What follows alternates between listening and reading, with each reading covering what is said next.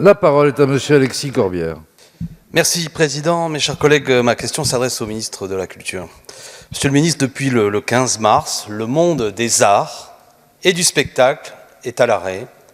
Les salles de spectacle sont fermées, les tournages sont interrompus, les festivals sont annulés, etc. En conséquence, en raison notamment de la manière parfois complexe dont fonctionne cette profession, ce sont près de 1,5 million de nos concitoyens, indispensables à notre vie démocratique, mais aussi essentiels à notre vie économique, car je rappelle que la culture représente une part de notre PIB 7 fois plus importante que l'industrie automobile.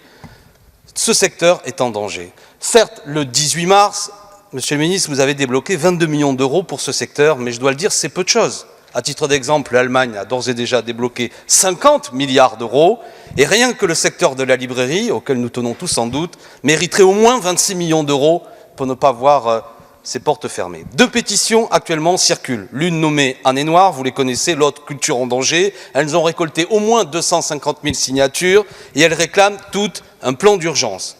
Une coordination des intermittents, animée notamment par Samuel Churin, vous demande une année blanche, c'est-à-dire, pour être précis, la prolongation des droits de tous les artistes et techniciens intermittents d'une année de leur indemnisation par l'UNEDIC sur la base de l'année 2019. Êtes-vous d'accord avec cette revendication que nous soutenons et qui nous semble essentielle?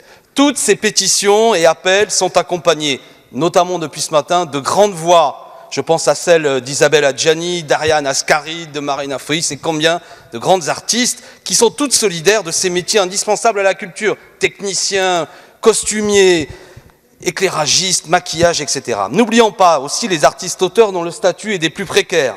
À quand une adaptation du Fonds de solidarité pour ce secteur? Bref, quelle est votre opinion, Monsieur le ministre? Nous ne pouvons pas attendre la parole du Président de la République. Votre gouvernement, qui a si souvent valorisé la culture de l'argent, mettra-t-il de l'argent dans la culture? Décréterez-vous un état d'urgence culturel? La parole est